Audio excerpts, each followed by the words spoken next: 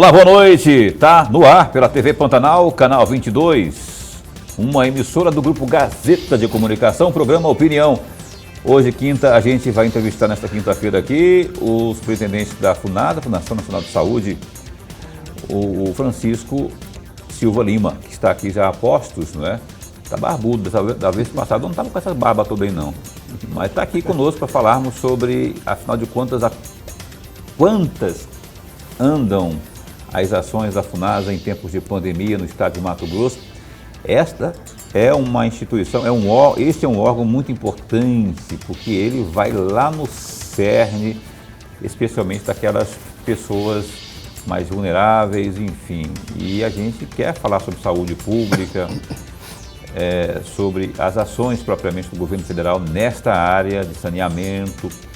Você sabe que foi aprovado um marco do saneamento no Congresso, já foi aprovado, já é uma realidade. Como é que está sendo colocado em prática isso?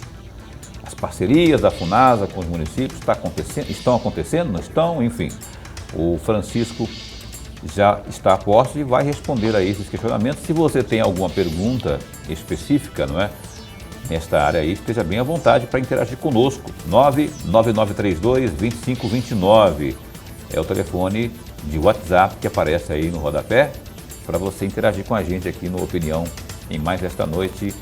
E em mais esta noite eu tenho aqui ao meu lado direito, não que ele seja de direita, bem pelo contrário, Lorenberg Alves, professor, o nosso imortal da academia.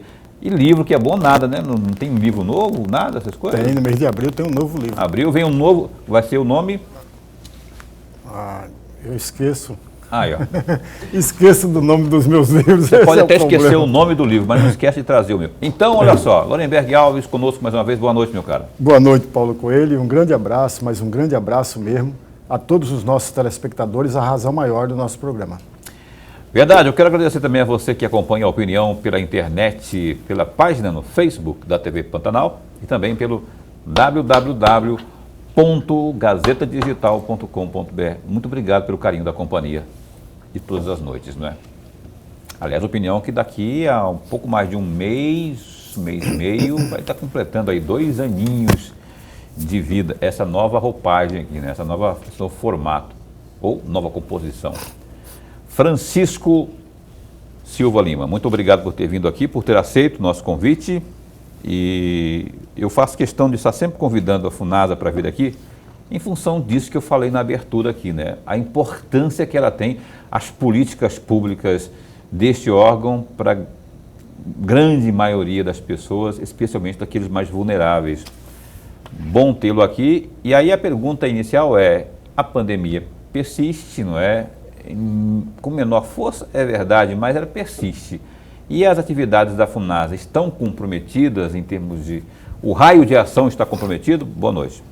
Boa noite, Paulo. Boa noite, professor Lorenberg. Boa noite a todos os telespectadores. E agradecer aqui novamente o convite, né? E que realmente, com grande satisfação, que estamos aqui representando a Fundação Nacional de Saúde como superintendente, né? E respondendo a sua pergunta, com certeza nós tivemos uma redução muito, assim, que trouxe um grande impacto, uma redução de investimento em função da pandemia, né? A FUNASA no estado de Mato Grosso teve por missão fazer parcerias com o governo do estado, com os municípios, para conseguir atuar, né, juntamente à população que realmente precisa. O ano passado nós tivemos com municípios com problema de abastecimento, escassez de água, e que chegou ao ponto de comprometer o abastecimento de várias cidades dentro do estado de Mato Grosso, em função dessa questão da crise hídrica que vem acontecendo, né, nos últimos anos.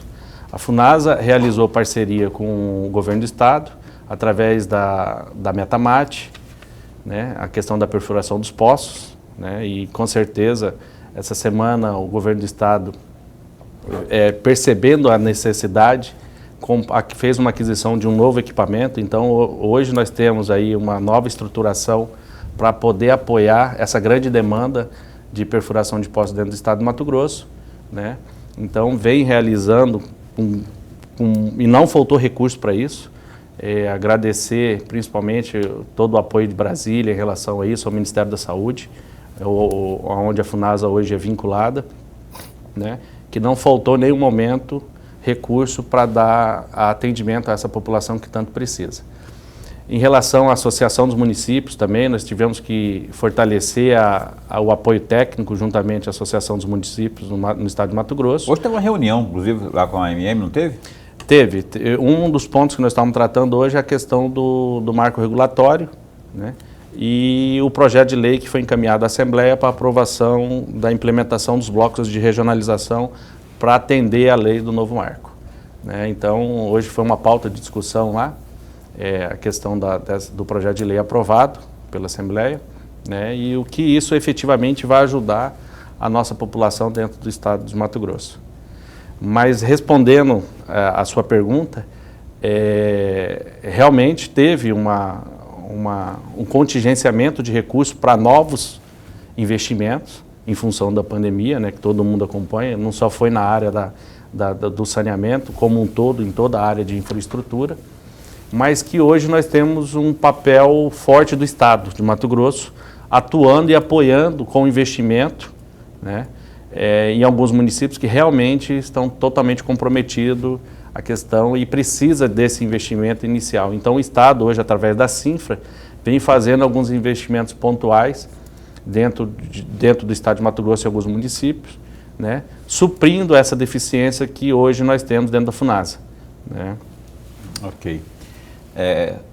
Só para você falou que o governo comprou um equipamento novo? Só para fechar o raciocínio aqui, comprou uma nova perfuratriz, né, que vem uma perfuratriz para abrir novos poços. A FUNASA hoje ela possui 2 equipamentos, né, com potencial de perfuração aí de poços profundos, né, e o Estado hoje adquiriu mais um equipamento com toda a estrutura e está chegando um outro via a Metamate, que hoje tem a estrutura de geologia, né, para poder apoiar essa execução aí, apoiar principalmente a área rural que tanto precisa aí de água potável, né, água para produção. Professor Lorenberg.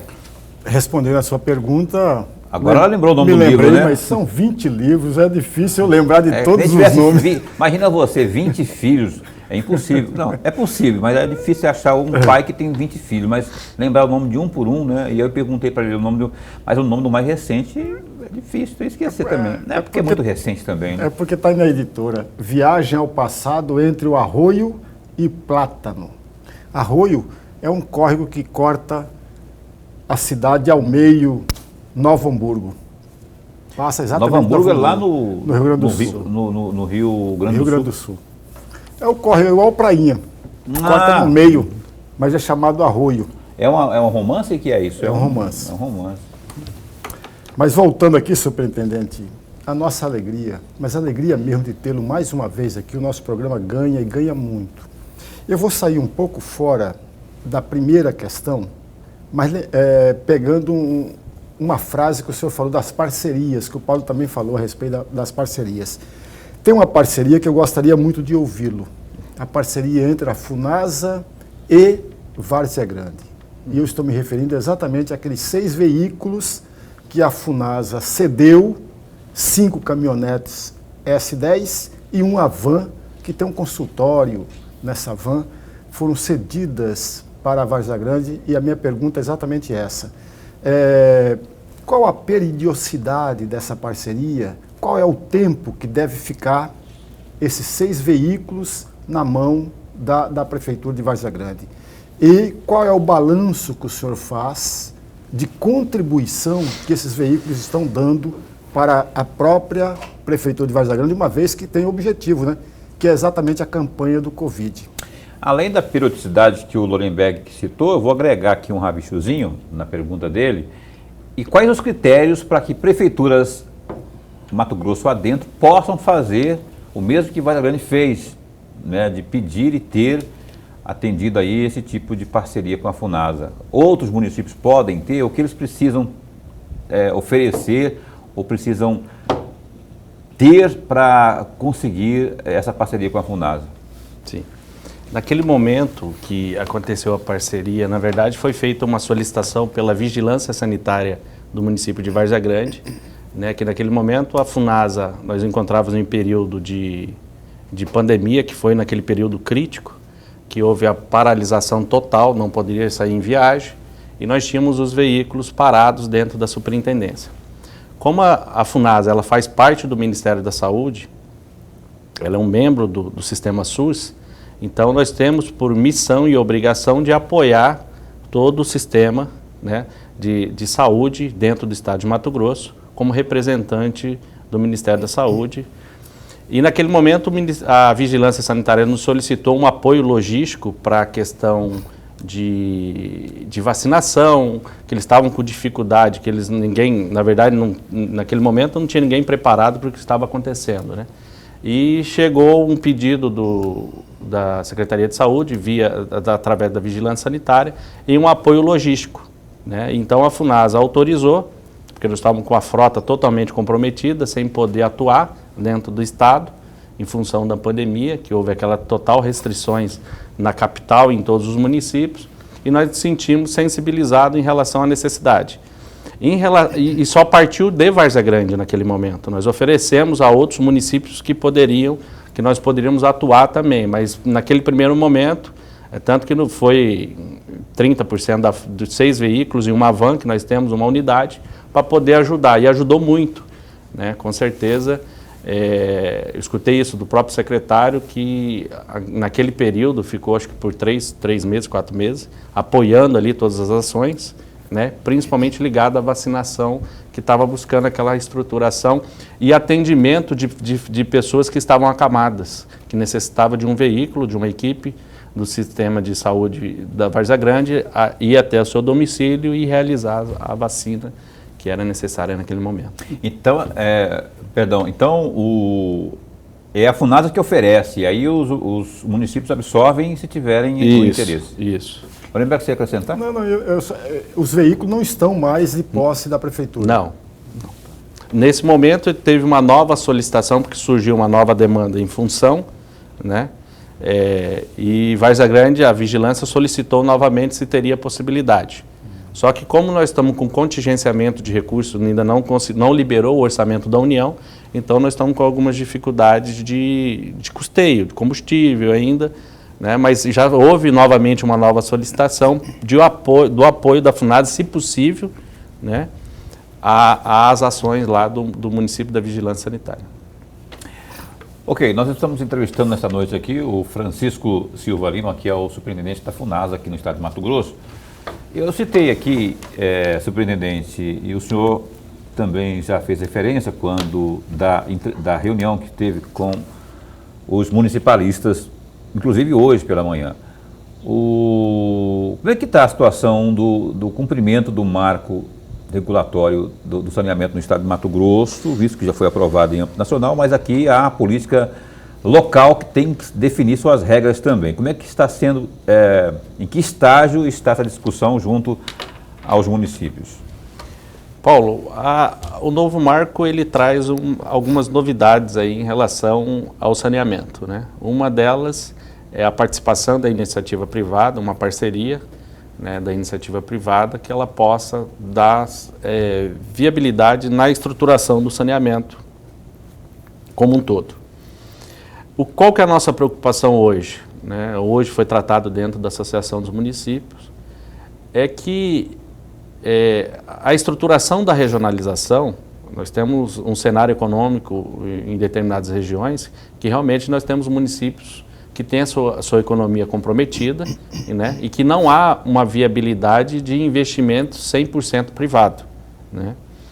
E hoje a atribuição que foi dada ao Estado pelo novo marco é de se criar a regionalização e ajudar a organizar, né, os municípios em blocos para poder ter viabilidade, ou de uma concessão, ou de uma outra forma de gestão que o poder público possa participar, né? Havendo, e outra, e o marco ele sempre fala, ele fala em determinado ponto que tem que haver tem que ser considerada a capacidade de pagamento da população em função dos investimentos que serão feitos para buscar a universalização.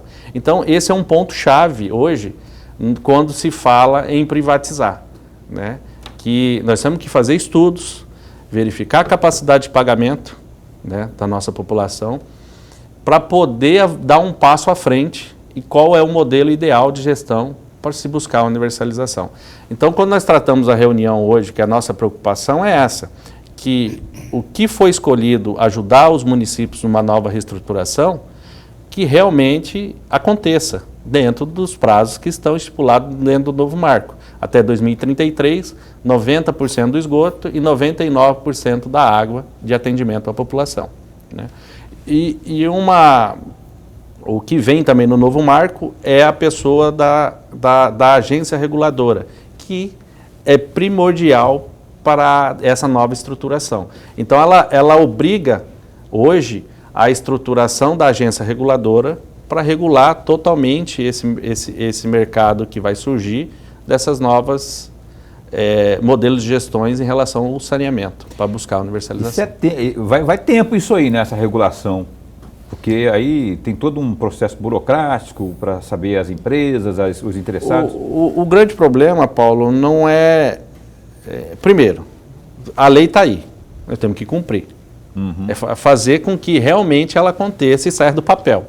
Eu acho que, primeiro, é uma decisão, que passa primeiro por uma decisão de vontade política. Vamos fazer. Não importa como, mas vamos fazer. E é de grande necessidade. Porque hoje o mercado privado, as concessões que existem no Estado, elas já têm algumas, que por lei obriga a ter uma agência reguladora. Então isso já acontece. Agora, se o senhor me pergunta, Francisco, as agências estão preparadas para poder fiscalizar como deveria? É isso que nós precisamos melhorar. Aonde entrou o papel da Agência Nacional de Águas, a ANA, tendo a responsabilidade de uma agência federal para organizar totalmente esse arranjo, né, das agências reguladoras. Precisa melhorar, então? Precisa melhorar. Porque ela tem um papel-chave nesse jogo, de cobrar, de cumprir metas de contrato, qualidade da prestação de serviço ao cidadão, né? Como que está sendo prestado, Entendi. Se está sendo satisfatório. Então, a agência reguladora, ela assume totalmente esse papel. Então, é uma coisa que nós até colocamos isso na Assembleia, que é de grande importância de estruturar uma agência estadual, né, forte, para poder dar esse apoio a essa regionalização que vai acontecer, que vai acontecer agora por força de lei através do governo do Estado. Muito bem. Olha, a gente vai dar aqui uma primeira pausa, a primeira pausa nesta noite, por intervalo comercial, e assim que a gente voltar, tem outros assuntos importantes aqui para abordarmos com o superintendente da FUNASA em Mato Grosso, Francisco Silva Lima. 99932-2529, caso você tenha aí alguma pergunta, sugestão, participe e interaja conosco aqui no Opinião, que dá um tempinho só e volta já já. Ok, estou olhando aqui, ó. Notícia importante aqui no www.Gazeta Digital. Vamos usar os destaques do Gazeta Digital? Acompanhe comigo aí, falando da pandemia para começar. Um idoso de 97 anos de Cuiabá não resistiu aí às complicações, não é, da Covid. Faleceu nesse último levantamento aqui apontado pela Secretaria de Estado de Saúde. Outras 20 pessoas também morreram em 24 horas após contrair a doença, de acordo aí com esse boletim epidemiológico da SES, esse que foi divulgado no dia de hoje à tarde, hoje quinta, né? Foi divulgado hoje. Na última quarta-feira, uma menina de apenas 9 anos também não resistiu à doença. Foram notificadas 4.547 novas confirmações de casos de coronavírus aqui no estado de Mato Grosso. Dos 643.879 casos confirmados da Covid-19 em Mato Grosso, 30.872 estão em isolamento domiciliar. 597.539 estão recuperados. Entre os casos confirmados, suspeitos e descartados para a Covid-19, há 222 internações em UTIs públicas e 204 em enfermarias públicas. Isto é, a taxa de ocupação está em 77,89% para UTIs adulto e 42% para as enfermarias adulto. Aí, portanto, Mato Grosso, inclusive, figura entre os 10 principais estados aí na federação que está com situação complicada em termos de internação em UTI. Ó, tem esse destaque também aí, ó. Nos últimos 3 anos, o governo de Mato Grosso reduziu ou isentou impostos e taxas em 70 itens, desde combustíveis, IPVA, taxas do Detran, energia elétrica, enfim. Até janeiro eram 67 itens, porém, mais 3 impostos receberam isenção nos últimos dias. As reduções e também isenções têm beneficiado a população de forma direta, pois atingem os itens essenciais do dia a dia da absoluta maioria dos mato-grossenses. De acordo com o governador Mauro Mendes, além de aliviar o bolso do cidadão, essas medidas fomentam a economia e tornam o Estado mais atrativo para investir e também gerar emprego. E tem esse destaque também aí, olha só. A presidente do Tribunal de Justiça de Mato Grosso, Maria Helena Gargalhoni Povas, autorizou o aumento de até 100% do auxílio saúde de juízes e desembargadores de Mato Grosso. Agora, os magistrados poderão receber até R$ 3.546,22 em forma de indenização com gastos de saúde.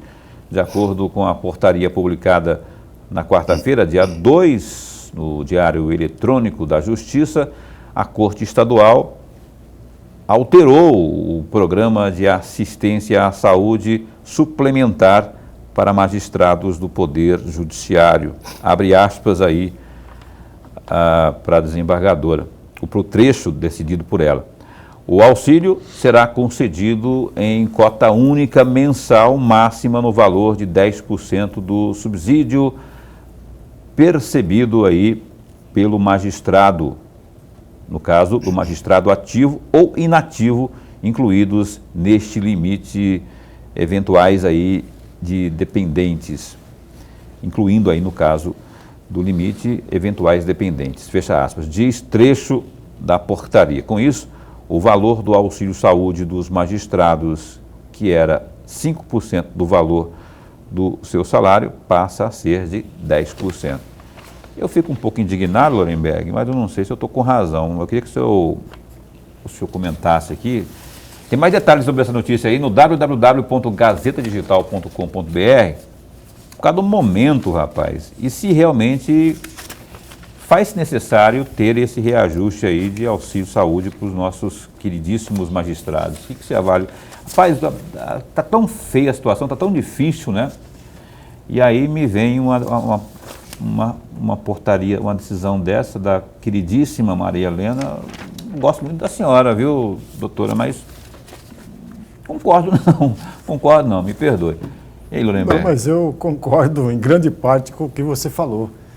Achei que você falar que eu concordo com ela, aí eu falei, ixi, estou ferrado. Não, concordo com você, não é o momento, nós estamos em crise econômica, crise sanitária, crise de todo lado, e a falta de dinheiro, olha, as famílias que perderam integrantes dessa família, perderam renda, não é o momento do poder público, não é o momento, não importa se é o Poder Judiciário, se é o Poder Executivo, se é o Poder Legislativo, se é o Ministério Público, não importa. Não é o momento para um órgão federal, ou um órgão estadual, ou um órgão municipal, aquele órgão responsável, um poder responsável para atender o contribuinte, para atender o conjunto da população, tenha aumentos, sobretudo de auxílios. Não tem cabimento, a meu juízo.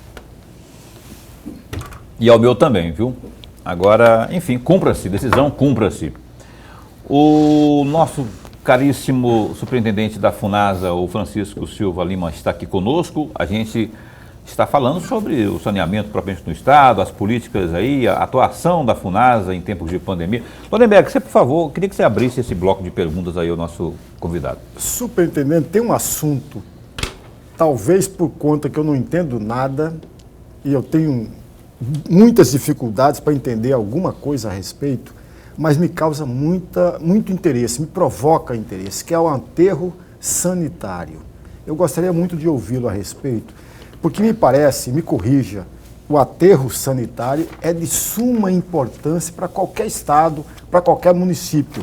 E eu me lembro, toda vez que falo em aterro, eu me lembro de Colíder. Ele é o único ou ainda tem outros aterros no estado de Mato Grosso? Professor,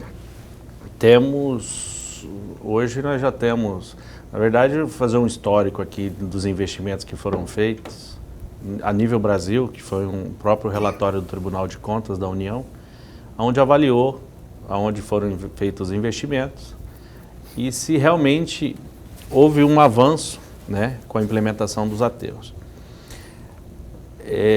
Sabemos que a máquina pública hoje ela tem um custo, né, e realmente para manter determinados serviços, quando fica na mão do poder público, ele se torna mais caro do que se estivesse na mão da iniciativa privada. E isso é uma coisa que ficou muito nítida no próprio relatório do tribunal, é que realmente o que passou para a iniciativa privada continuou operando perfeitamente. O que ficou sobre domínio público virou lixão. Mas a conta é simples. O custo maior... O caminho é diferente, né? O do lixão transformar em aterro, né? Agora o aterro virou lixão. E o que passou para a iniciativa privada deu continuidade, houve expansão, mudança de área, atendeu o seu objetivo. Mas a conta é simples. O custo de implantação, ele representa um percentual abaixo de 10% do custo total para se manter um aterro por 20, 25 anos. 80 e poucos por cento é operação, manutenção e investimento, ampliação dessa área, né? Então, realmente, não teria como dar certo isso. Nós daríamos o primeiro empurrão com dinheiro público, porém, teria um custo maior, que representaria acima de 80%, para se manter isso. Então, realmente, o poder público teria essa dificuldade e isso ficou muito nítido disso. O estado de Mato Grosso ele já passa por um grande avanço, né, em relação. Hoje nós já temos alguns arranjos dentro do estado, que são aterros privados, que já atendem um número X de municípios em determinadas regiões, né, e que são exemplos de gestão em relação a aterro, né? E isso já está trazendo um grande impacto à própria saúde da população regional, né? Então, realmente, no momento que você recolhe todo aquele material que seria encaminhado para uma área inadequada, onde ali aconteceria a contaminação do lençol freático, a contaminação do solo, no momento que você leva, criaria vetores que poderiam trazer doenças ao entorno, como é visto aí nos grandes lixões. Você consegue acondicionar isso em determinado local, onde você tem um tratamento do líquido gerado, você tem todo o acondicionamento adequado e não havendo a contaminação do solo, realmente isso traz um impacto a curto, médio e longo prazo, né? Diretamente, isso vai ser refletido na saúde dessa regionalização. Com isso, Mato Grosso avançou muito, né? Hoje nós temos, o senhor citou um exemplo aí, Colíder. Sorriso. Colíder. Colíder. Foi um aterro financiado pela FUNASA, onde a FUNASA continuou investindo, né, com dinheiro público para poder alavancar. E hoje a conversa que eu tenho com o prefeito é que ele está com dificuldade para manter o aterro. Acho que, se eu não me engano, posso até pedir perdão pela informação, mas parece que a licença foi suspensa para readequações. Então esse é o público de Colíder, né? Nós temos um aterro em Sorriso, que atende toda aquela região ali. Nós temos aterro, tudo privado, esse é privado. Sorriso, Sinop, Água Boa, Guarantã do Norte, um aterro privado, né? E temos um aterro público que foi um consórcio da própria Funasa no município de Mirassol, que atende aqueles 13 municípios, onde foi o último investimento que a Funasa fez em 2009. Né? Apoiando, incentivando, a Funasa investiu mais de 8 milhões de reais, né? Para alavancar a questão do resíduo ali na região. Mas, em resumo, o que nós temos hoje é ainda o aterro, é a solução mais barata que nós temos para a questão do lixo. Né? Qualquer outra solução em termos de tentar resolver esse problema se torna inviável, principalmente pelo custo, né? Porque isso hoje, pelo novo marco, tem que ser repassado à população. Se o prefeito não cobrar a questão do lixo, da água, do esgoto, é caracterizado hoje como renúncia de receita, e ele podendo ser responsabilizado por ato de improbidade. Né? Então, nós temos o dever de zelar, né, principalmente, considerar a capacidade de pagamento da nossa população para trazer soluções. Né? E hoje nós podemos dizer, como superintendente e engenheiro sanitarista, que a solução mais barata é o aterro ainda. Futuramente, quando nós tivermos uma conscientização da nossa população em separar o lixo, isso vai facilitar um outro processamento, né? Agregar outras soluções por o lixo estar separado e aí baratear o custo, reduzindo o volume que vai para os aterros. Certo? Entendi. E a solução mais, não sei se é a solução mais prática, mas aos olhos das gestões municipais, o caminho mais curto é o da privatização, né? Ou seja, poucos, eu não tenho conhecimento de algum que tenha tomado para si a responsabilidade de fazê-lo. E aí, assim, Paulo, quando nós falamos de resíduo, nós só pensamos do lixo, mas ele é um arranjo muito amplo. Ele começa dentro de casa, gerando, ali você gera lixo que pode ser reciclado, né? Lixo orgânico que pode se tornar composto, né? Então você tem uma cadeia de arranjo que até para chegar na destinação final, que ele saindo da residência separado, você em grande volume, porque aí não é também, não compensa, vamos dar um exemplo. Não compensa eu pegar um município, um exemplo que Santa Terezinha, ele separar um lixo, porque ele vai agregar valor na separação, e que o custo vai aumentar, sendo que o volume é pequeno e não vai conseguir agregar valor naquele volume. Então é melhor ele fazer a destinação total do resíduo ao aterro, por uma questão de viabilidade, entendeu? A questão social, de conscientização, perfeito, mas você tem que ver o custo disso hoje. Entendi. Isso tem um preço, que não é barato. Né? Então não adianta a gente tentar falar, vamos fazer coleta seletiva. Não, espera aí. Vamos fazer coleta seletiva? Vamos conscientizar a população? Vamos. Isso tem um custo. É educação. Você vai ter que partir, né, pensando que em larga escala, em grandes volumes, tem viabilidade. Então eu vou ter que juntar todo esse volume para dar viabilidade econômica, senão eu crio um custo que inviabiliza a população de pagar aquele serviço, sendo que eu poderia fazer a destinação final adequada, não contaminando o solo e nem o lençol freático, e resolveria o problema. Então o consórcio tem tudo para dar certo. Para resíduo, o consórcio tem tudo para dar certo. Eu quero voltar a um assunto que eu já até perguntei da outra vez que você veio aqui. A diferença de poço artesiano para cisterna. E outra coisa, como é o nosso solo aqui no estado para perfurações aí? Depende de região para região aqui no estado, que é um estado de dimensões enormes, né? Como que é isso e você tem você tem isso quantificado? Ou seja, tem números disso aqui no estado? Ou qual a região que tem mais? Paulo, nós temos, diante de assim, eu fortaleci muito esse tempo que eu estou na Funasa, a questão da perfuração de poço. A superintendência, hoje aqui no estado, nós temos, a Funasa é a única que tem o equipamento para fazer a sondagem do subsolo. É um equipamento que veio da França, que foi adquirido, e que ele te dá um estudo, um relatório, um estudo que você vai chegar às conclusões do o que você tem, né, em termos de potencial hídrico para poder realizar a perfuração que se chama o estudo geofísico. Na verdade, nós temos vários cenários. Por exemplo, a região de Rondonópolis, os poços ali é em torno... Você só vai encontrar água a partir de 500 metros de profundidade. Né? Região de Sinop, pelo contrário. Perdoe, em Rondonópolis, 500 metros. Rondonópolis, Pochorel, Torixorel, aquela região ali é a partir de 500 metros. Poços são totalmente profundos. Você, sabendo, ele já está te falando, você só vai encontrar água a partir dessa profundidade. Sinop é o contrário, mas... Sinop, com 20 metros, você já tem água. É a questão do garimpo, porque Rondonópolis é um distrito de garimpo, de Pochorel, né? Não, professor, eu acho que é a questão geológica mesmo. Nós temos um cenário aqui dentro do estado, até por uma questão territorial, né, muito extensa. Então, nós temos vários cenários geológicos e que, por exemplo, nós temos Barão de Melgaço, se furar poço lá não dá água. Não dá? O Pantanal, é difícil você achar água dentro do Pantanal profundo, né?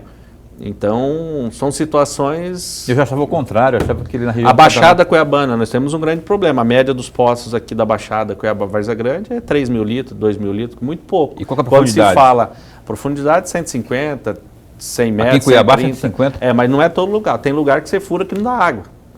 Então não compensa? Em determinadas regiões, não compensa. E não é a solução para abastecimento de grandes comunidades. Isso tem que ficar muito claro, porque quando se fala em poço, acha que se furar um poço vai vir uma grande vazão, né, que seja suficiente a atender 50, 100, 200 famílias, e não é essa a realidade. Né? Os assentamentos pedem, fazem muito disso, né? Mas isso, e assim, é uma coisa que eu defendo. A questão do assentado, ele está ali para produzir. Ele tendo água, é só potabilizar a água para o consumo. E não ao contrário, né? Eu dar água para ele para segurar ele na área e não dar água para a produção. Quer dizer, se ele for para consumir água, ele vai para a cidade, se for só para isso. Né? Onde ele vai ter condições melhores de ter água potável. Agora, na área rural, não. Nós temos que dar condições para ele ter condições de produção e dar a potabilidade dessa água para ele consumir. Eu não sabia dessas informações. Olha só como que é bom a gente estar... E a diferença do poço artesiano para a cisterna? Paulo, a cisterna é aquela mais simples, né? Que é feita com tubo, com tubulhão. E é menos profunda, né? Tem vários... Quando se fala em cisterna, por Nordeste é uma situação, é um reservatório. Né? Vamos colocar cisterna no Nordeste. É um reservatório enterrado ou de concreto pré-moldado. Essa é a característica da cisterna no Nordeste. E em determinadas regiões você tem a cisterna, que é aquele poço que muitos chamam de poço amazônico, né, que é aquele poço que você escava manualmente e coloca os anéis de concreto e você chega ali a um volume de água ali próximo, né, muitas das vezes 30 metros, 20 metros, 35, 40 metros. Né? E o poço não, você tem um poço artesiano e você tem um poço profundo. Né? Que aí é o profundo artesiano, é o poço que aquele poço que realmente ele tem uma vazão, né, que chega a jorrar. Né? Esse é o artesiano. Esse é o poço artesiano. E o poço profundo. E o poço raso, que é o mesmo sistema, mas ele tem uma profundidade menos de 30 metros. E a vazão é menor. Isso é relativo. Nós não conseguimos medir exatidão, depois que faz o estudo, qual é a vazão que vai sair. Entendeu? Nós temos estimativa por uma questão geológica e regional dos poços que foram perfurados. Já sabe, quanto mais profundo for, então maior... você pode estimar uma média, mas você falar com exatidão que vai dar tanto, é um pouco impreciso. E esse maquinário, esse equipamento aí que o governo, por exemplo, está comprando agora, ele tem essa capacidade... Ele tem a capacidade de 300, a área técnica da 350 metros. Então lá em Rondonópolis não vai resolver? Não, aí é o que a Funasa tem hoje, né? A Funasa hoje tem equipamento que chega a 550 metros. Lorenberg. Superintendente, tem um assunto aqui que eu gostaria muito de ouvi-lo saindo um pouco fora. Tem um trecho aqui da fala do senhor que está no site AESA, parece, e do dia 26 de março de 2018. O senhor chegou a dizer o seguinte: em 2014, entre aspas, 2014, iniciamos em parceria com a UFMT e a Secretaria Estadual de cidades, de consultoria técnica para a elaboração dos planos municipais de saneamento básico em vários municípios.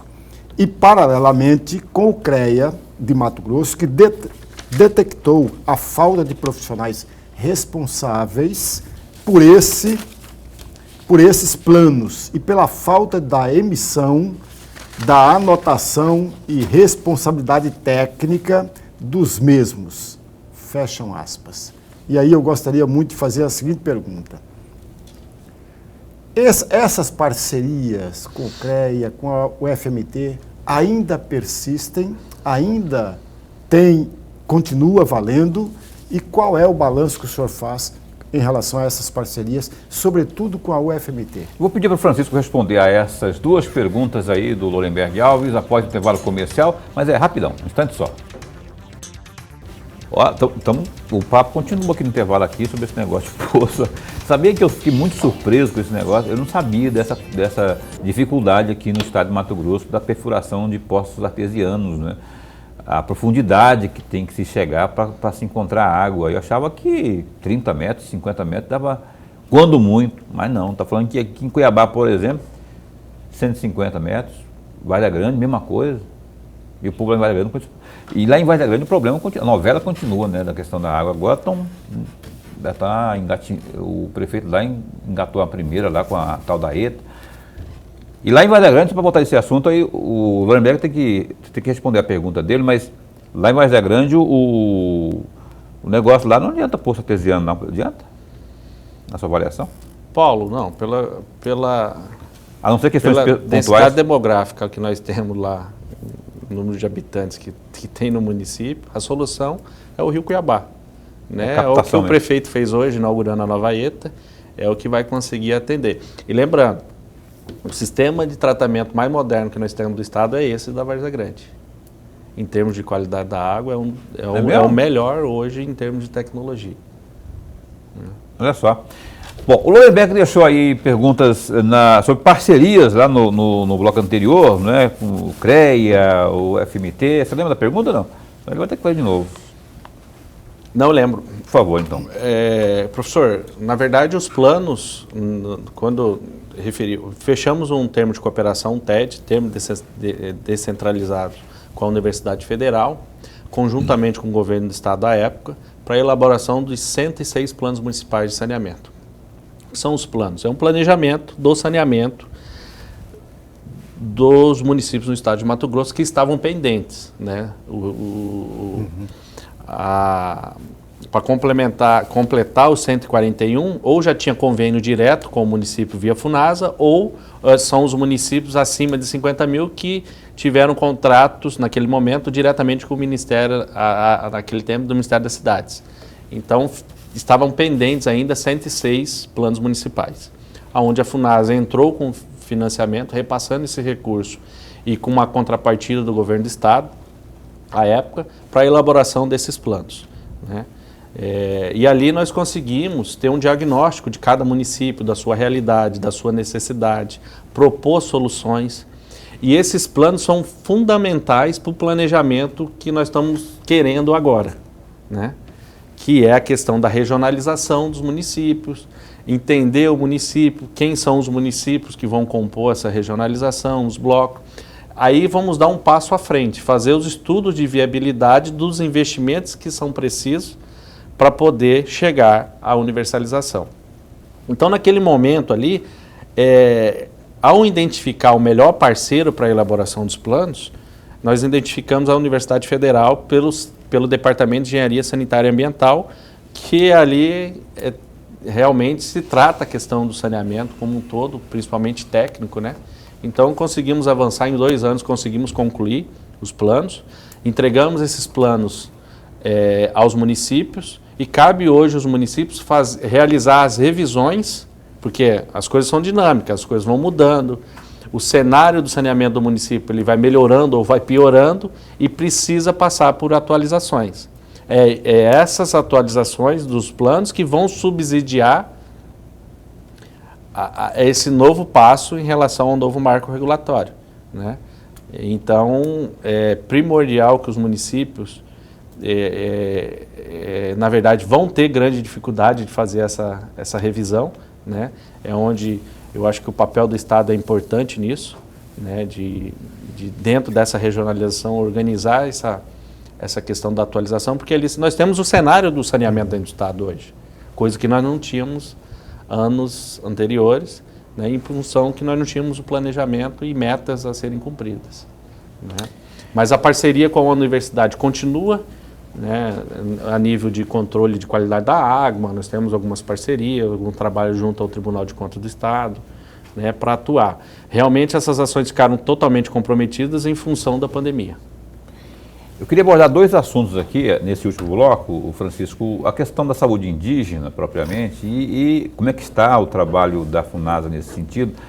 Há novidades, eu sei que é um fator delicado, eu imagino, não tenho essa certeza, né, que é mais frágil, né, a saúde indígena propriamente. E a distribuição de medicamentos, como é que está o trabalho nesse tempo de pandemia aí, esses dois fatores? Paulo, a FUNASA ela passou por em 2011, por um momento onde houve a saída da saúde indígena da estrutura da Fundação Nacional de Saúde, onde foi criada... Quando? 2011, iniciou-se essa transição de separação, né, onde saiu o saneamento indígena e a saúde indígena como um todo, né, que foi criada a SESAI, Secretaria de Assistência à Saúde Indígena, e aonde dentro do estado de Mato Grosso, acho que hoje são compostos por 5 distritos indígenas, o de Cuiabá, Colíder, Canarana, hoje temos São Félix do Araguaia e Barra do Garça, né. Então a estrutura da saúde indígena como um todo e do saneamento indígena está vinculada a essa secretaria diretamente, toda a estrutura e orçamento. SESAI, né? SESAI. E a FUNASA, a partir daquele momento, ela saiu de cena, né, e passou toda essa atribuição que era dela para a secretaria que hoje tem um coordenador em cada distrito, vinculado ao Ministério da Saúde dentro da secretaria que foi criada.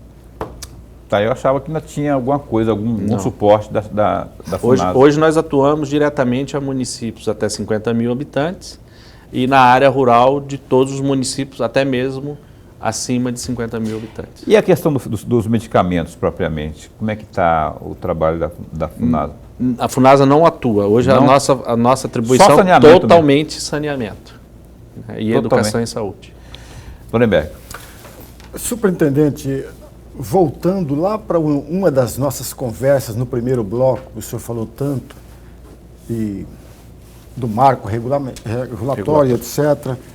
A Política Nacional de Resíduos Sólidos e as políticas de saneamento básico tinha um planejamento, ainda tem, me parece, que até 2033 alcançarmos aí 99% da população brasileira.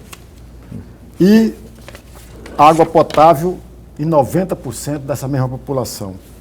Eu tenho 3 perguntas, vou fazer as 3 juntas para o senhor ter mais tempo.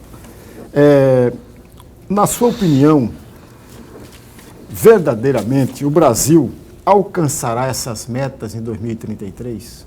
E a segunda questão, qual é a estratégia utilizada até hoje para atingir as metas que eu mencionei agora há pouco? E a terceira e última, qual é o principal problema, qual é a principal dificuldade que se tem para alcançar essas metas? Que veja, 90% da população com água potável, 99% com a questão do resíduo, não é tarefa fácil não, hein? Mas até 2033, né? Mesmo assim não é muita coisa. Professor, realmente são metas ambiciosas, né? E que o próprio marco ele dá de 2033 podendo chegar a 2040. Ah, tá esticando isso aí desde que mostra que não há viabilidade de se cumprir as metas até 2033. Então existe ainda esse fôlego aí para poder alcançar. Vamos falar do fôlego, junto aos 2040.